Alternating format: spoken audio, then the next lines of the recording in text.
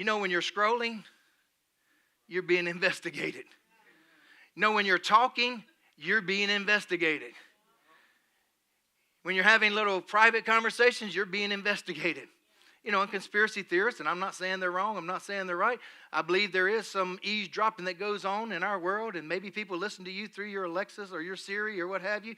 People say, I know that to be true. I don't know that to be true. It wouldn't shock me, and I'm not saying I don't believe it, but here's what I do know. I do know that the enemy is investigating you. I do know for a fact that he is, and that everything that you do and say, he's watching. He's been investigating you your entire life. Matter of fact, before you and I came to the saving knowledge of Jesus Christ, he had us and we were on his side. Pastor, I don't know if I believe that. I don't believe I agree with that. No, we were.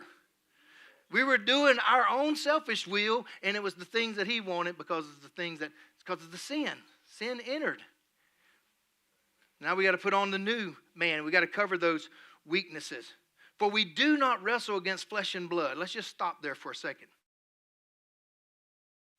Sometimes we discount that to only mean that we're not wrestling against each other, and that is part of it. But I also think it to mean that I'm not wrestling with flesh and blood, meaning myself. In other words, I can read a self-help book, and I'm not against self-help books.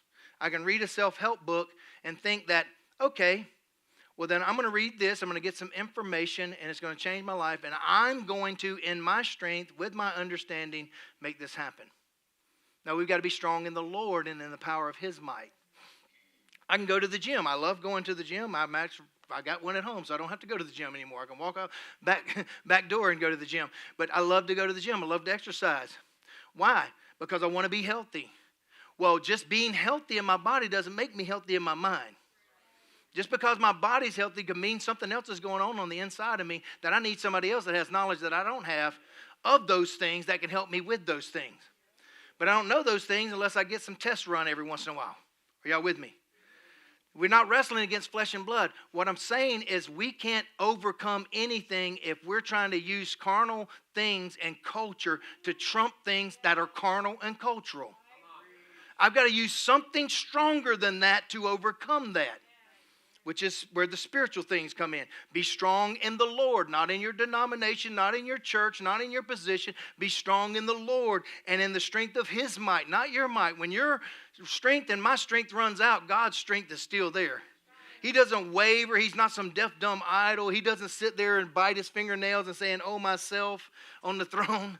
He's not worried like you and I worried. He's not discouraged. He's not disgruntled like you and I are. He already knows he has a plan, and he already made a way for you and I to walk in it, and all we got to do is walk in it.